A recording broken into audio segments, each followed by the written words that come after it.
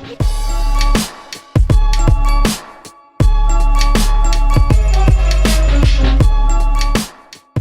guys, welcome to another episode of Ho What? Hosted by me, the Don DJP.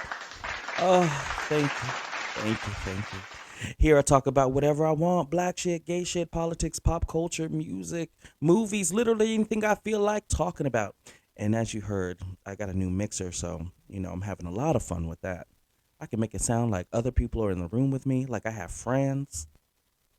Hey guys, it's me, your bestie. Hey bitches. So stupid. Well, let me tell you what I've been doing. I've been seeing a lot of movies, I've been reading a lot, and I want to share some of those things with you. But before I do, I want to tell you what I've been getting into. It's Mardi Gras season down here in Louisiana. I went to a ball. I always have fun. I had a blast. It was Cuban theme, Havana Nights. And I kept cracking up because all the music choices they were playing were from Puerto Rican artists, and it was just an internal situation I was having because I was just church giggling, and I'm like, well, white people, I'm all close. I, Puerto Rico and Cuba are different, but I mean, hit them drums, girl. Do it. I'm all you real close. So, but yeah, if you're in Louisiana, it's Mardi Gras time. So come on down, get yourself a king cake, get yourself a hurricane, have some fun, let your titties out, and then in a couple weeks that Wednesday, put a little ash on your forehead and act like you ain't been sucking dick for the past 2 weeks straight. You know, all is forgiven. Anywho, I've been watching a lot of movies. I've been reading a lot, and I want to share some of that with you. Um, but I do got a bone to pick with some of y'all.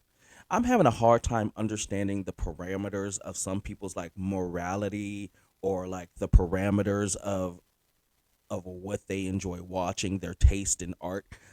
Because a lot of times I'm like, huh, what, bitch? Mm, right?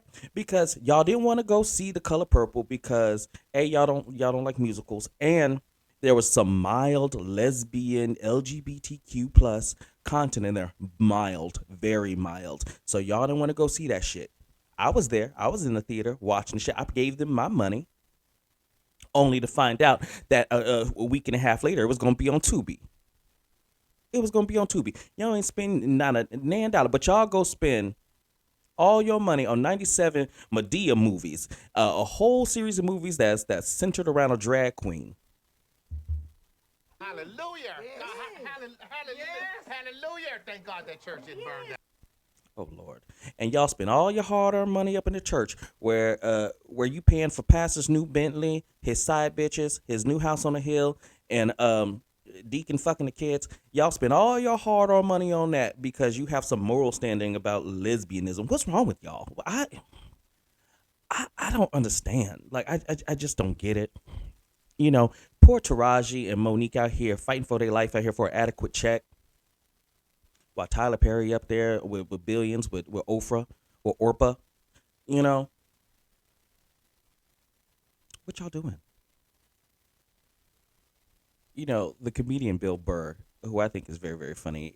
He's a white guy married to a black woman. I don't know why that's relevant, but anyway, he does this joke about why women athletes aren't getting paid as much as the male athletes. And he goes on to say, it's because you hoes don't go support. You don't go watch them. You don't go watch the female athletes. You don't buy none of the merchandise. You don't show up for them. And then you get out there and be like, why aren't they making the same amount of money? Because y'all rather put on your slut 'em dress and go dick hunt at the male games. That's why. That's why. And when it comes to film and TV, poor Monique and Taraji and all these other noble black actresses out here fighting for their life so they can get an adequate paycheck, while Tyler Perry and Orpa and Lee Daniels up there on a hill in a billions, swimming in a billions. Cause you bitches don't go support films. You don't gotta like every single thing. You don't have to. Not everything's gonna be for everybody, but ain't trying to shame nobody into doing things, but you know. And some of you guys' biggest argument is, I don't want to see any more trauma movies. I don't want to see a trauma film.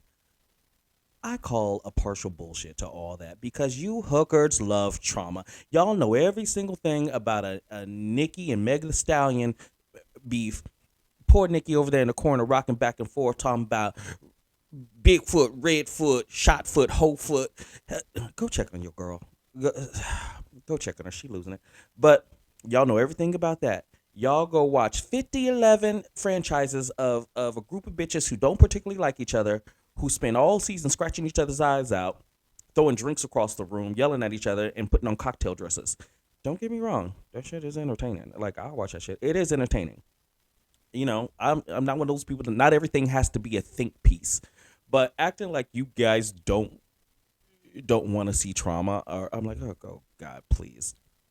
You know, I grew up around dudes who used to love those old like pimpin' hoe movies, those black exploitation films where, uh, and till this day they can quote almost every single line from like the Dolomites and all that. I'm all about y'all cool. You real cool with basically sex trafficking? Like you cool with all like just sex trafficking, mostly with minors, and slapping and hitting bitches all the day long? And I know the argument. Well, back then we didn't see like powerful characters and men in film who, you know, I'm all, yeah, powerful men who beat the shit out of their women. Y'all cool? No, no, okay. You know. And don't get me wrong. Don't get me wrong. I don't need to see another film about a black lynching. I don't need you to parade uh, uh another horror story in front of me that has no real context, that doesn't have any um character development or depth or historical reference or anything. If you just trying to trot out a lynching for me to get to invoke some kind of reaction, then no, I don't need to see that either. I don't need to see that trauma movie either. I've seen every version of that movie whatsoever. But if there is a new way of telling that story or a story I haven't heard before, of course I'll go see it. But acting like trauma movies are passe and we're not going to do that. I'm like, oh, bitch, please. You hookers love trauma. You know, and I bet you bitches didn't even see Queen and Slim. I love that movie. That was a good movie. That was real good. And you know what else I know what y'all ain't gonna see? Y'all ain't gonna see Ava DuVernay's new film Origin. I saw it. I took my ass to the theater and I walked in and guess what? I thought I was the only person in there. I was the only person in there watching that bitch.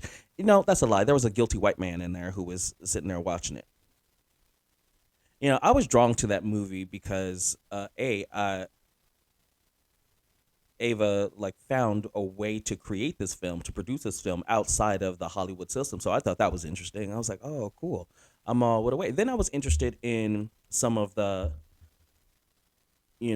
content of it, which was how Nazi Germany's and the Nazis were taking uh, taking plays out of Jim Crow laws here in America. So a lot of the things we were doing here in the States is kind of set precedent and gave ideas to Nazi Germany over there. And I was like, wow. I was like, so I was really hooked into that because I've never heard that before, and I may be ignorant in that way, but so that was the hook that got me in the seat to go see and learn something about something. But interesting enough, that movie was about so much more, and there was some hype around the film. And no, the movie in total didn't blow me away. No, it didn't. But I did think it was. I thought it was an important film. I thought it was beautifully shot. I thought it was a great story, and it does what good art does. It makes you ask questions. It makes you think about something a little differently, or come at something from a different point of view that's not the same kind of rhetoric that we hear day in and day out. It opens up new conversation. So I appreciated it in that way. I was like, wow, this is really beautiful film. It talks about grief. It talks about uh how it makes you think about racism, or is it racism, or is it more about a caste system? Is it, and they're talking about the Dalits in India, the Dalits in India, whose job is to shovel shit and clean out shit their whole lives. And one of the interesting pillars of that of caste system and racism is you can't marry outside of your caste. And so, really designating who you can and cannot marry, setting up these boundaries, and keeping the caste systems as they are. And she does this really beautiful thing of of really organizing that thought of these pillars of casteism and caste systems and racism. And I was like, wow. And that theme kind of carries on in how she deals with grief and the loss of people she loves. And what I also appreciated about the film was that when there was a loss um, in her personal life, we didn't spend all this time like dwelling like why she died. We didn't spend this time on why her husband's dead or her cousin or her mom. It just kind of happened in these like pillars in time, and the way she used time to kind of navigate through this storytelling and to connect this really big idea to a very small and personal uh, individualized experience. I thought it was interesting. I thought it was a beautiful film. So, work Ava DuVernay. I've always been a fan of her. I've always been a fan of her work. I like, of course, I love Queen Sugar and all that. And she's doing this filmmaking thing outside of the norm of Hollywood, and she's doing a really great job at it, telling really beautiful black stories. So if you haven't seen it, go take your ass over there and stop watching bitch fights on the internet. Go see. Well, because you didn't see it, it's probably going to be on Prime, Amazon, and or Tubi in 2 weeks. So you can sit down on your couch and wait, I guess. But it was a great it was a great film. So check it out. So y'all know about the very talented and the very annoying Billy Porter, right? Listen here, anybody who knows me, I respect the man's talent. I can separate the art, the talent from the person, but god damn it, he works my nerves. Like he just works my goddamn nerves. He just seems like one of those people who's just always causing a scene, always like dramatically, always no one asked for a song here. Like no one sit down. And no one greatly offended you. You can take off your gold sequin gown. We're at Starbucks. We don't like, just sit down somewhere. But I find him very, very, very talented. I think he's an incredible artist. But oh, child, I can't hang out with him though. So I saw another movie starring the very talented Billy Porter, and his co-star was Luke Evans. It's called Our Son. It's a gay film. Basically it's about this couple who are going through a divorce and fighting over the custody of their child. You know, Luke Evans is the bio dad, and Billy Porter is the stay at home dad, adopted father. Let me tell you something about this film, okay? All right, because I gotta support the blacks and the gays, you know, and you know how I feel about gay films. If you know, they're always almost always terrible.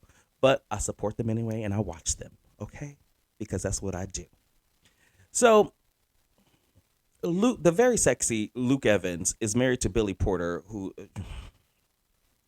and Luke Evans' character is some wealthy, like he does well, not wealthy, but he does well. He's like a book editor or something like that, or a book agent or a writer agent or something like that, and they live in this beautiful house. And Billy Porter's character gets to be a stay at home husband.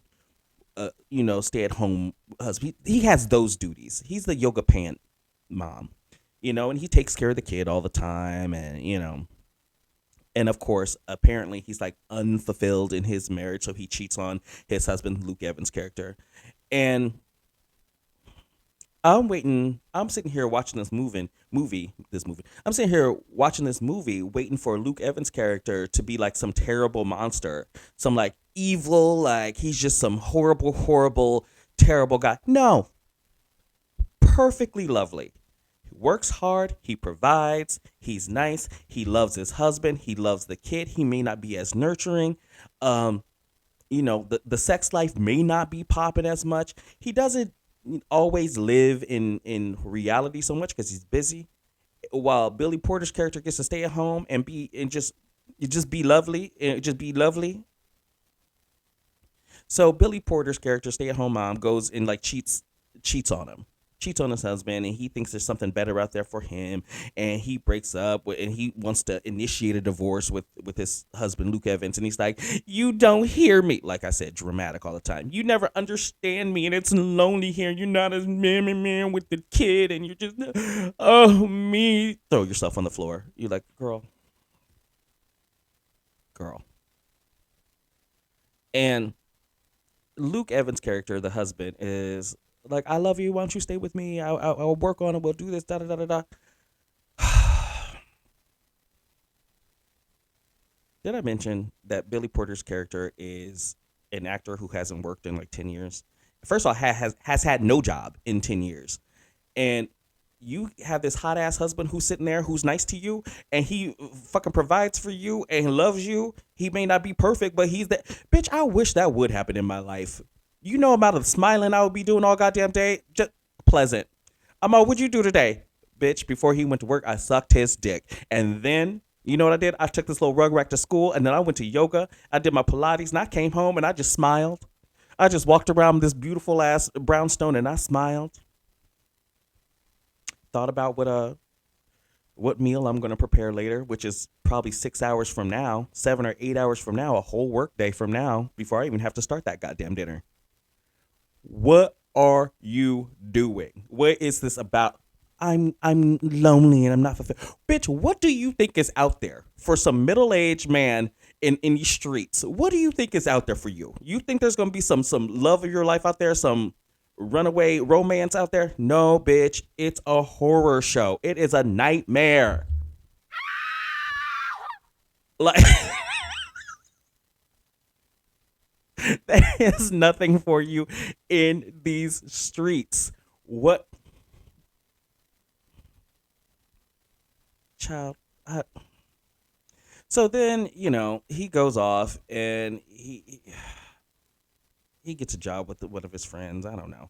But the funny thing is the guy he thought he was going to leave his husband for actually gets like, he doesn't want that. He gets kicked to the curb. The little side piece was like, you know what this was. And I did not get emotionally involved with you because you are full blown married. And he tried to play that one card where he's like, well, I'm not happy in my relationship. And the side hoe was like, bitch, I don't care. That ain't got nothing to do with me. But I know you still married. And as Nene Leak said, close your legs to marry men. But that's not what he did. He closed his heart, though. Poor Billy Porter. Out there, 50 years old, no job, with a kid. Thinking it's going to be better out there when you got a perfectly nice husband over here. So they end up fighting over custody. And, it's all traumatic. It's all sad and traumatic and all that bullshit. And eventually Luke Evans decides that it's okay that Billy Porter can be the main caretaker of the child because it's the best interest of the child, and which I think is low key what he wanted to do anyway because he out here living his life. He working. He's a workaholic. He wants to be at his job, and if Billy Porter want to keep taking care of that kid, live your best dreams, and and of course he does what they all do in every gay film. He goes to a club and meets some twunk who's like, "Oh, you're hot." And they fuck, and he has some revelation. He's like, I'm single now. And it's all sad. I got tired explaining that movie. I don't even know why I brought this movie up.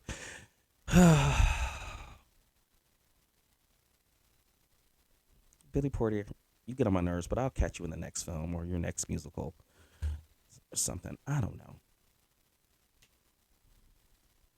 Let me tell you about something I am excited about, though. Another series, a Netflix series. It's Griselda Blanco, bitch. Griselda, played by Sofia Vergara. Let me tell you, she does such a good job in this film, in this series. She it was so good, and I've already known about Griselda Blanco because you know about hood shit. And she had the way she had a chokehold on the Miami economics, on the Miami and the Miami. Why do I say it like that? The Miami economy, the chokehold she had. But here's one of my first beefs right out of the gate. Why are they trying to act like the original, the OG Griselda Blanco was like some hot piece of ass? No, bitch. She look. If you've seen this hoe, she looks like a melted emoji. She looks like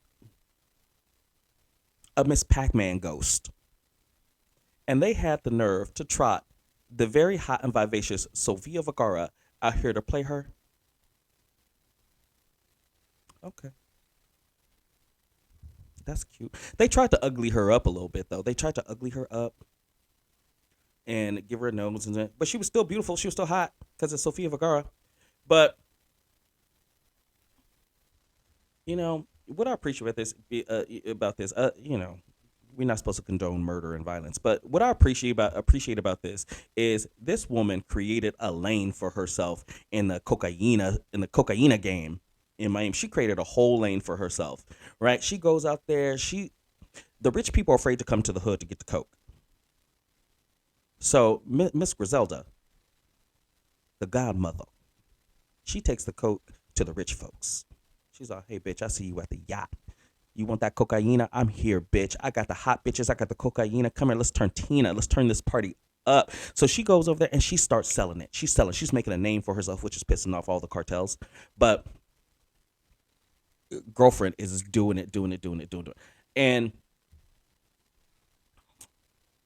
as they do, as you gain power, what always happens with people, you get too greedy. They always tell you, don't you get too goddamn greedy, and you start getting crazy, and you start getting paranoid, and it's gonna start falling apart at some point. You got to learn when to call it quits. When you won the game and it's time to sit down somewhere, but she just couldn't. And her man and her boyfriend was like, her husband was like, "Hey, bitch, let's get up out of here. It's getting wild in these streets. It's the Wild Wild West. Let's get these kids and get the fuck up out of here." And she was like, "No, no, I'm about to sell the fuck out of this cocaine, you fucking punk ass punta bitches." I was like, "You better, bitch." But then she started, then she started doing the crack. She was on that pipe, and when you're on that pipe, you start getting paranoid and you can't trust nobody. And then she just started killing folks for no reason. She was killing a whole lot of people. She was killing a whole bunch of people. And the interesting thing about that is, like, in the series, the police and the FBI were like, we're not interested in the coke, but we're more interested about all these murders. You got dead bodies all over these goddamn streets. And the interesting thing I found about that, I was like, the FBI don't care about all this coke that's flushing through Miami and Florida. But if you take it over to the other side of town, the LA streets around the same time, y'all gave a whole lot of shits about black neighborhoods who were doing crack. Even though y'all put it there, y'all doing a whole lot of caring about the crack epidemic over there in LA. In New York, you were mad about it. But because Miss Griselda Blanco, she had such a chokehold on that economy, they were like, we don't give a fuck about none of that. Keep that shit pouring in. We just care about stop killing bitches. You know? And the FBI tried real hard to like act like they did something. They were like, we took Griselda Blanco down. We took her down. No, you didn't, bitch. She turned herself in because she was trying to run away from the cartels. That's what she turned. She called in on herself. She was like, "Hey, come get me, bitch. I thought I'd be safe in this prison walls because the cartels are at me." And they got her and they were like, "Look what we did. You didn't do shit. You didn't do a goddamn thing." The poor thing, not the poor thing, because Griselda, she had 4 boys, right? I think three from her previous marriage, from her first marriage, and one from her new marriage, and they all get gunned down. You know what I'm saying? Like they all get gunned down in these like crazy, fucked up ass ways. Like the oldest son, I think, gets shot, like doing a drug deal or something. Like just first son. And then another one, like her other kid is just in Colombia and he gets shot. And then I don't know what the little one was doing, but he gets gunned down and 0 for 3. You know? And I think the youngest one, the little one, I think he survives. I think he was with the mother in Colombia or something. With his grandmother in Colombia or something like that. Because that baby daddy, he died too. So Griselda coming out of jail, she really didn't have her entire family is just like murdered. dead bodies everywhere. And eventually she gets gunned down. That's kind of a real tragic ending. That's the most tragic ending you could possibly have.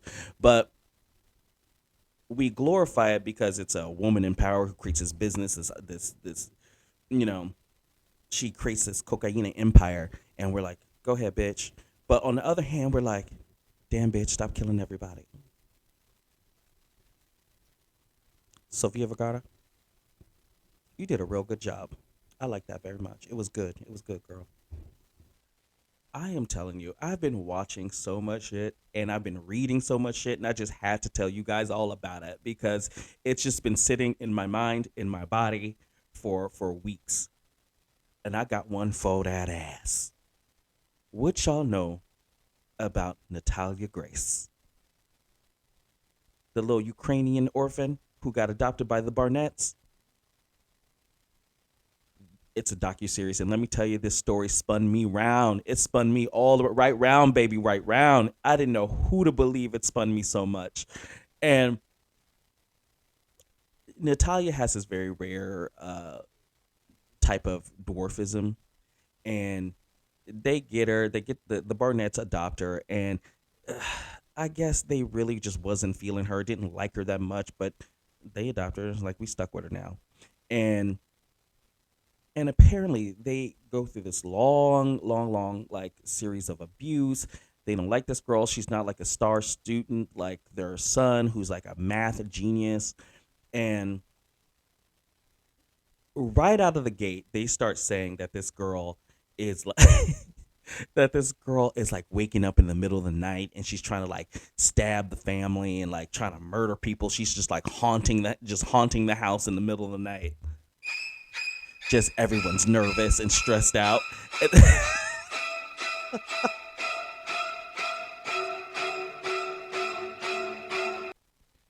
Thank you for that.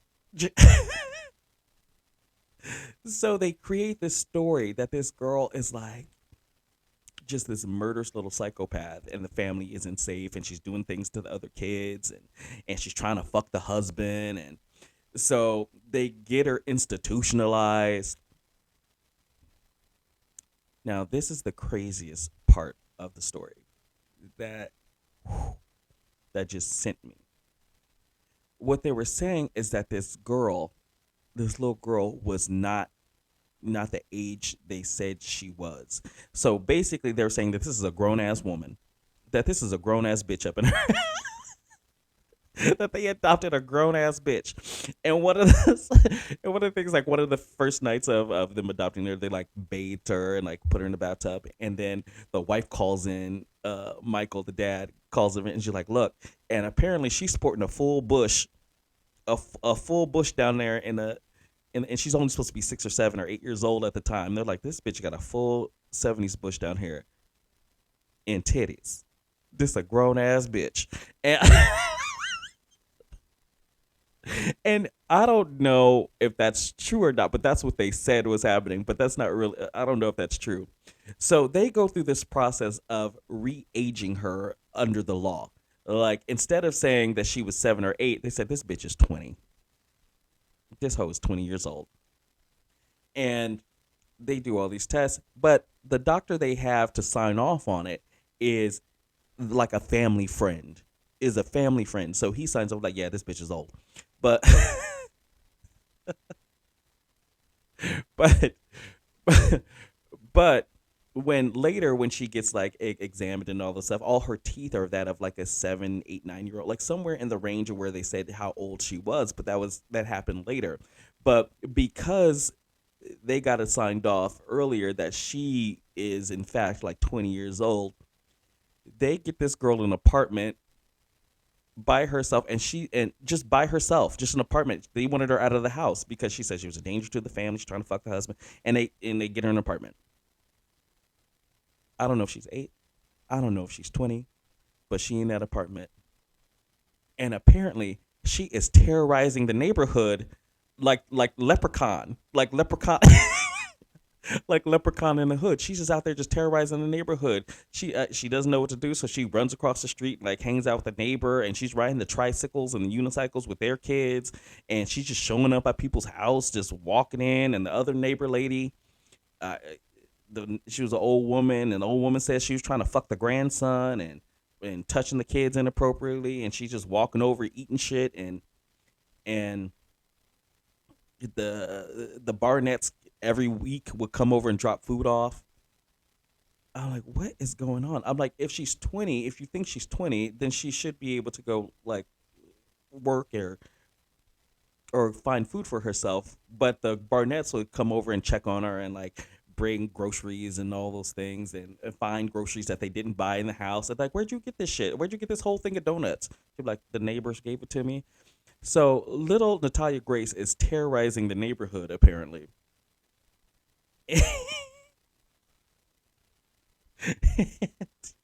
So they move her again. And keep in mind, she has a rare form of dwarfism. So they move her to another apartment, but it's an upstairs apartment. And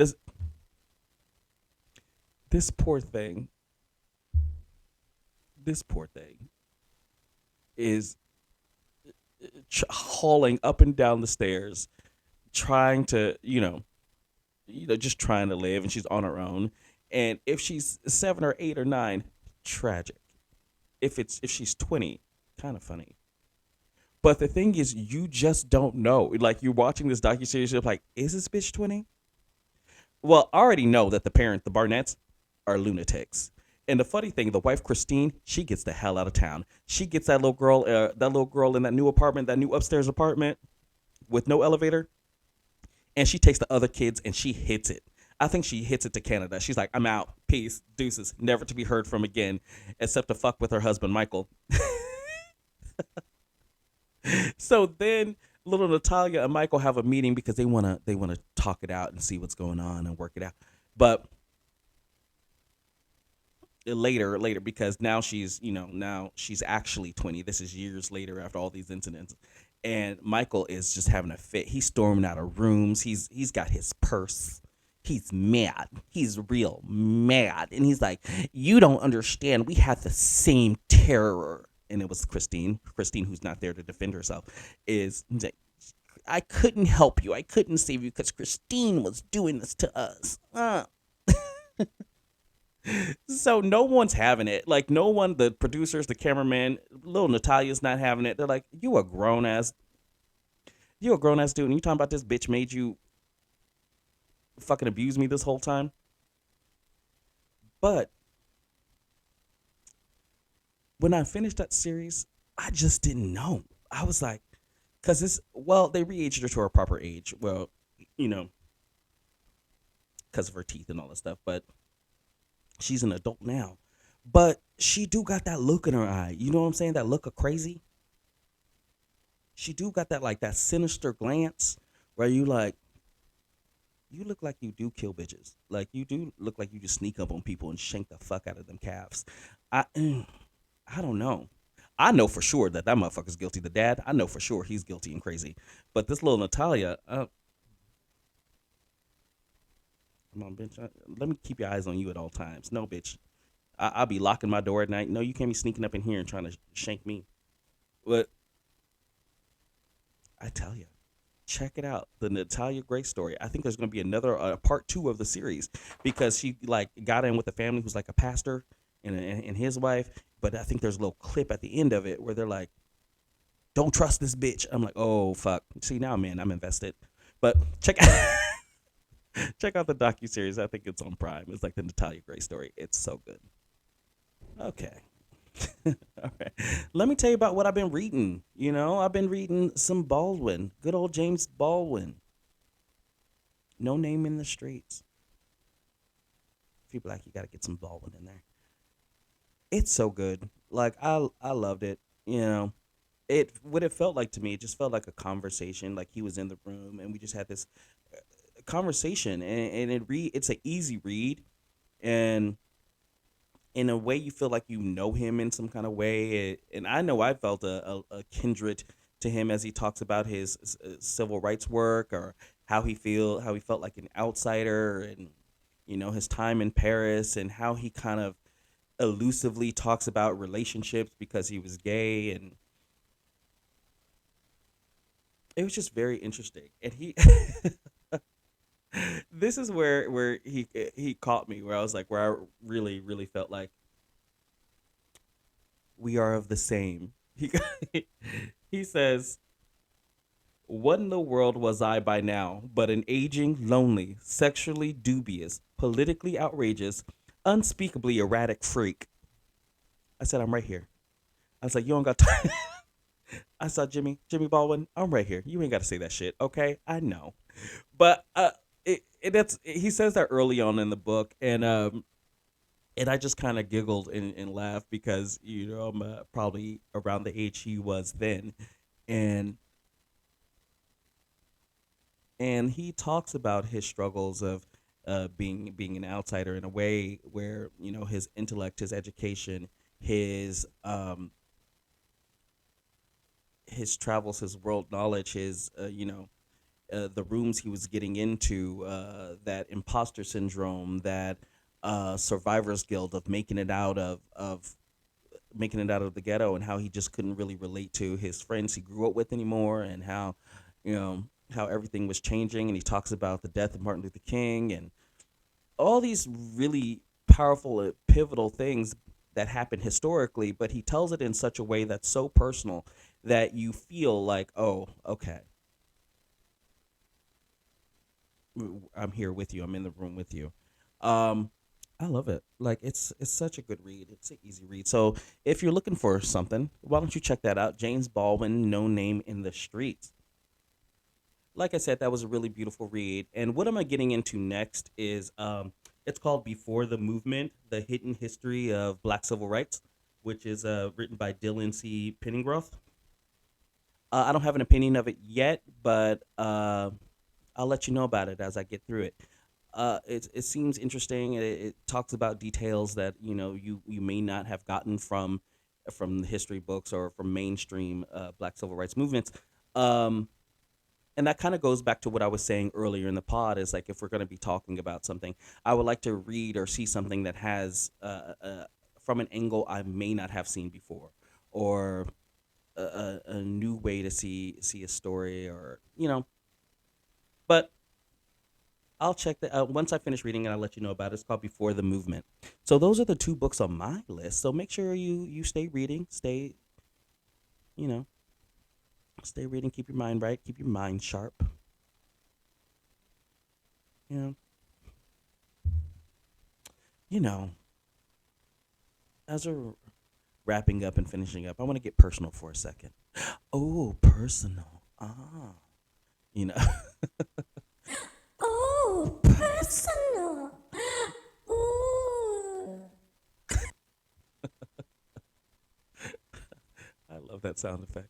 Um, I sometimes struggle with connecting with people on a deep level because I find that not in many circles we're interested in similar things or the same thing. Um, so I try to keep my mind busy with learning a new skill, or reading some new information, or supporting other artists, go see what they're working on, or or watching documentaries. And don't get me wrong, not everything I do has to be a think piece. Not everything I do is a think piece. I don't have to sit there and be like,